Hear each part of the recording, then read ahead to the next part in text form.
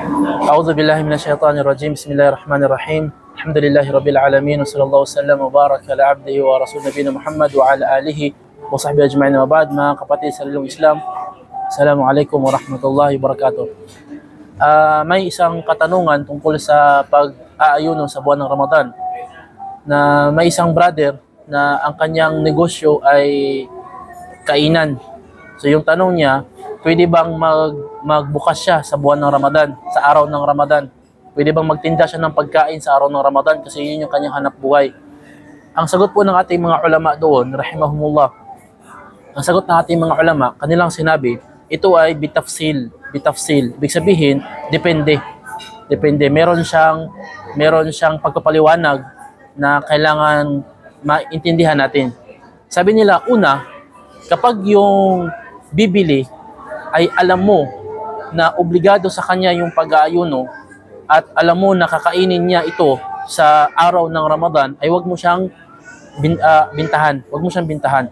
Kasi tinutulungan mo siya na gumawa ng kasalanan kahit na siya hindi Muslim. Kasi lahat naman ng mga tao is mukhatab. Lahat sila ay inadresan ng pag-aayuno sa buwan ng Ramadan kahit hindi mga Muslim. At kung ginawa mo yon, ikaw ay tumulong sa kanila. So haram yon. Sabi ng Allah sa Quran, wa ta'awanu 'alal birri wat taqwa wa la ta'awanu 'alal ithmi wal 'udwan. Kayo ay magtulungan sa paggawa ng kabutihan at pagkatakot sa Allah, at huwag kayo magtulungan sa paggawa ng kasamaan at pagsuway sa Allah. At pangalawa, kung ang binibintahan mo ay hindi obligado sa kanya ang pag-aayuno, halimbawa mga bata, bibili sila para kakain, kahit sa araw ng Ramadan, ay walang problema po yun. Pwede kang magbenta ng pagkain kapag yung bibili ay hindi obligado sa kanila yung pag-aayuno.